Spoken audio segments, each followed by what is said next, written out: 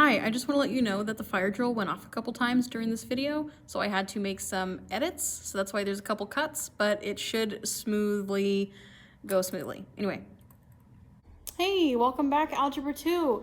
Technically, it's day like 2.5, day sort of 3 of section 2.1 notes. So we're continuing the stuff from last week. Also, it has the same learning target, all right? So we're still talking about solving quadratics. Last time we talked about imaginary numbers. Now we're going to actually look at solving just slightly more complicated quadratic equations. So I always say, let's do whatever we can to get our quadratic to look like this. X squared equals a number. Because as soon as I have it in this form, then I can just square root both sides and simplify if I need to do imaginary numbers, if I need to simplify square roots. So it's a good idea. Try and get a quadratic into this form so that you can solve. For example, let me get a pen real quick. If I have x squared over 2 equals 50, what this looks like right here. Google Slides doesn't let me do fractions very well. So it's the same thing as saying x squared over 2 equals 50. To start to solve for x, you've done this a billion times. Multiply by 2 instead of divide by 2. Multiply by 2 on both sides. Multiply by 2 on both sides. That cancels out. I'm just left with x squared equals 100. So that is the form x squared equals a number. Now I can square root both sides. And I'll get x equals plus or minus 10. All right, again, don't forget that plus or minus. We could have a positive number or we could have a negative number when we take the square root.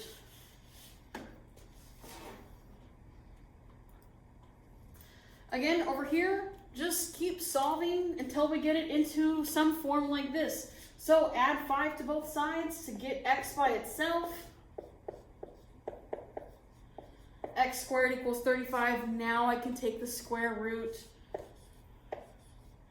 X equals plus or minus square root of 35, okay?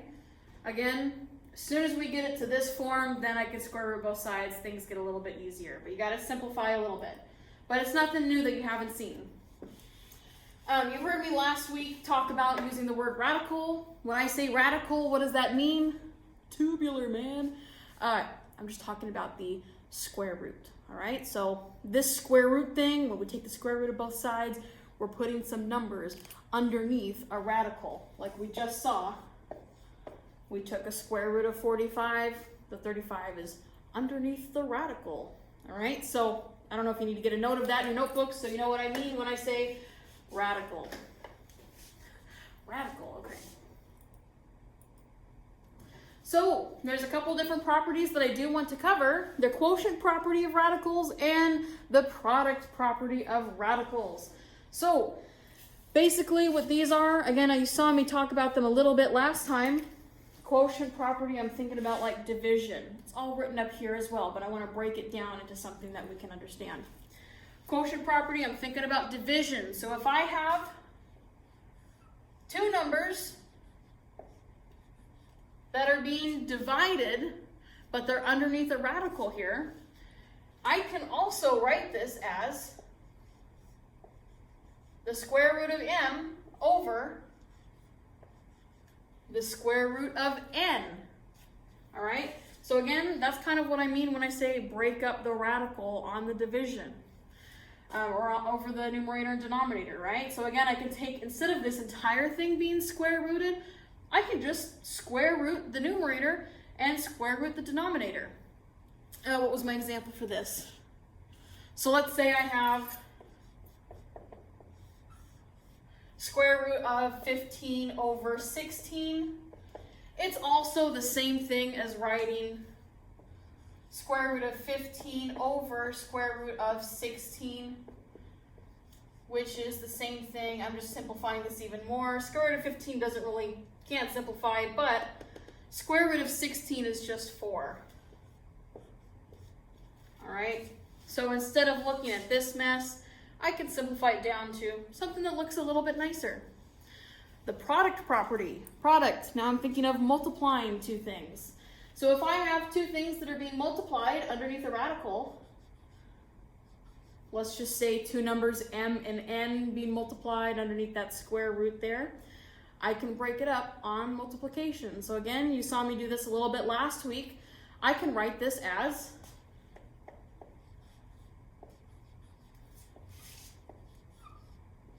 square root of m times the square root of n. All right, I can go back and forth between these two forms.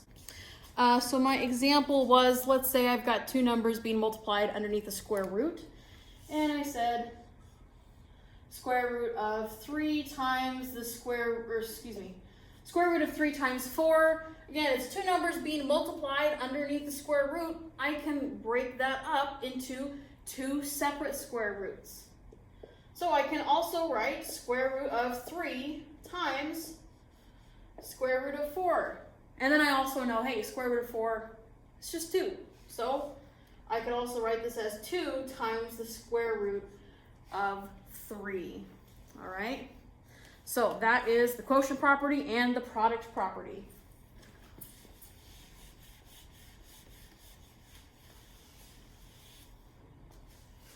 Okay. I have the examples there, so pause if you need to. Next thing we're going to talk about. Rationalize the denominator. Okay, so when we rationalize the denominator, we want to make the denominators easy to understand, all right? So when I have a fraction, because we're going to start solving equations and we may have fractions that we need to square root. When I have fractions like 3/2, again, this is how many parts, I mean, this is like from grade school, right? This is how many parts you have. And this is how much it's being divided into. So here you have 3 halves, all right? I can divide a whole pie into half, and I can give you 3 halves. Or I can divide a pie into 6 pieces, and I can give you just one of those pieces. But let's say I wanted to give you one piece of a square root of 2 of a pie. How do you split a pie into square root of 2 pieces? You can't. Square root of 2 is like, it's what we call an irrational number. It goes on and on and on and on. Square root of 2 is like 0.41, or no, it's a 0.14 something. 0.1435697, it just keeps going on and on forever. It's an irrational number. The digits in its decimal place go on forever. So there's no way for us to stop and actually get an accurate slice of a square root of 2 part of a pie. 6 and 2 are easy as denominators, but as soon as you throw a radical underneath the denominator, we don't like that. It's not easy to understand, all right? So rationalize the denominator is the process to get rid of that radical in the denominator. We want to make it a rational number. This is a rational number because it's a fraction. 6 is a nice number. Over here, not a rational number. Irrational. So what does this actually look like? Again, we're going to go over the process for both of these.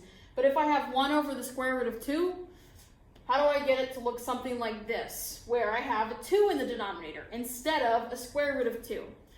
How do I get from here, I've got a square root of 3 in the denominator. How do I get it to just have a 3? All right, just a regular number that's easy to divide. So if I was looking at that first example, what was it, 1 over square root of 2?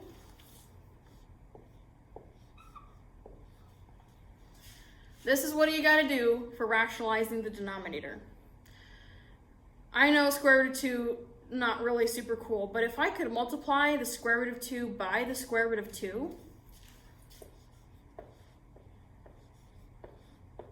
that would give me the square root of 2 times 2, which is just the square root of 4, which is just 2, right? And 2 is a nice number. I'd really like to have 2 in the denominator. So I need to multiply the denominator by another square root of 2. But I can't do that without changing the fractions. So I need to multiply the numerator also by the square root of 2. So if you're trying to rationalize the denominator, look at your denominator and multiply the entire thing by your denominator in the top and the bottom. So I'm multiplying this other number. All right, I'm taking that denominator, I'm putting it in the top and the bottom, and I'm multiplying the entire thing.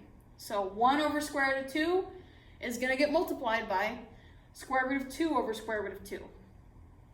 The reason why I can do this is that this thing is just equal to 1.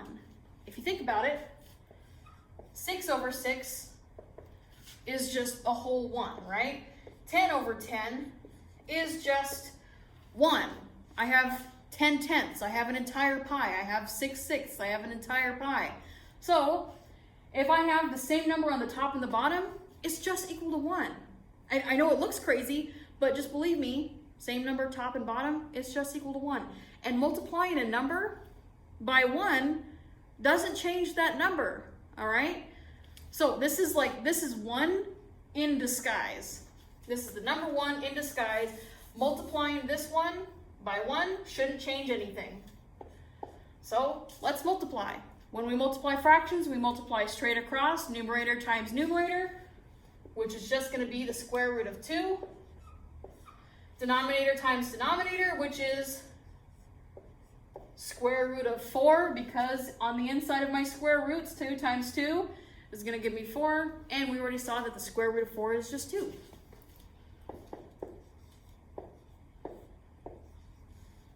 So this is a lot nicer version of this. It may look a little weird, but at least we do not have a radical in the denominator.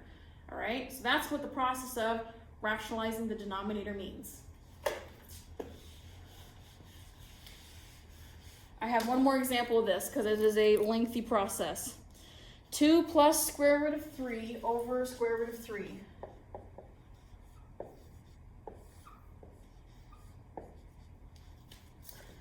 All right, so again, that is a number. We've got a radical in the denominator.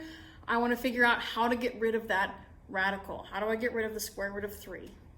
Just like what we did, we're going to take this number and multiply by 1. Because again, multiplying by 1 shouldn't change anything. So, multiply by, my 1 is going to look a little different than just 1. It's going to be square root of 3 over square root of 3.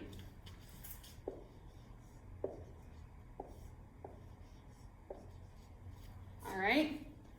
Again, this is just 1, just hidden, right? It's in disguise. It's really just 1, but I took that denominator and I put it in the numerator and the denominator here, all right? So just trust me, the process is gonna work. We're gonna have no radicals in the denominator now. So let's multiply straight across like fractions. I've got square root of 3 times both of these, so I'm gonna have to think about like using the distributive property. I'm just gonna write this out step by step though.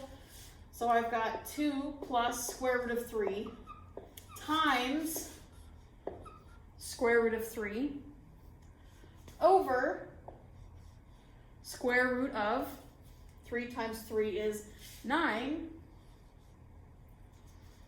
All right, simplifying this down, I'm going to start working this way because I'm running out of room. Let's make sure we can use the distributive property and say 3, or square root of 3 times 2 is just 2 times the square root of 3. I can't really do anything special with it. It's a rational and an irrational number. So I'm just going to say 2 times the square root of 3. Also, square root of 3 times the square root of 3. Well, that's going to give me square root of 3 times square root of 3 is going to give me square root of 9 again. Again, right up at the top, all we did was use the distributive property. Over square root of 9. I'm just going to take this step by step. Let's see if we can continue to simplify this. All right, nothing I can do with 2 times the square root of 3, but square root of 9 is 3. So I can simplify that, and I can simplify my denominator by saying just 3, because square root of 9 is just 3. So again, they look kind of similar here, but now we don't have a radical in the denominator, okay? Let's see how this would look like when we start solving for our quadratics. All right. So take a second, write this equation down. We're going to solve it together here. So first step first, let's try and see if we can get this thing into the form x squared equals a. That's what we said at the beginning of this video, right? X squared equals some number, and then we can square root both sides. So let's just minus 15 from both sides. That's going to leave me with 9x squared equals negative 7. Continue to divide by 9. X squared equals negative 7 over 9. Now I can take the square root on both sides. X equals, oops, not x squared. X equals plus or minus the square root of negative 7 over 9. Okay, I got two problems. Eventually I'm going to have to rationalize the denominator, because when I break up this radical on the top and the bottom, I'm going to have a square root of 9 in the bottom, so that might give us some trouble. I'm also taking the square root of a negative number, so I'm seeing there's going to be some sort of imaginary number coming out of this.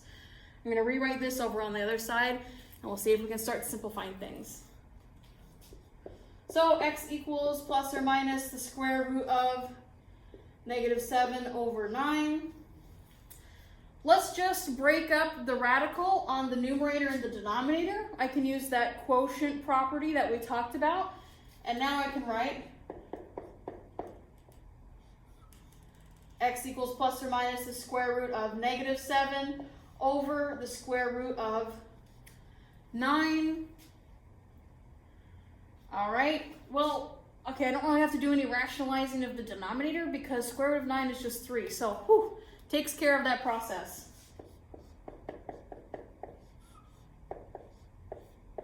So now I just have x equals plus or minus square root of negative 7 over 3. Let's deal with that negative number underneath the radical. So I'm going to kind of break this up into a real part and an imaginary part, right? I'm going to break this up into 7 times negative 1. Because negative 1 times 7 is still the same thing as negative 7. So I've got square root of 7 times square root of negative 1 over 3. Square root of negative 1 is an imaginary number. We're going to call that I.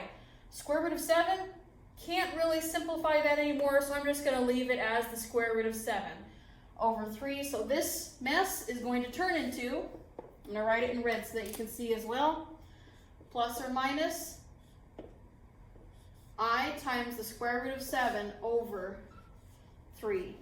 All right, so the solution to that quadratic is going to be 2 imaginary numbers. There's going to be a positive I times square root of 7 over 3, and there's going to be a negative I times square root of 7 over 3. All right, a lot of new stuff. You did great. Come to Blackman 107, we'll talk all about this, okay? See you soon. And I'm planning on this being a Monday, so we'll talk about it on Wednesday as well. Have a great day, you guys. See you soon. Blackman 107, live meet. See you soon.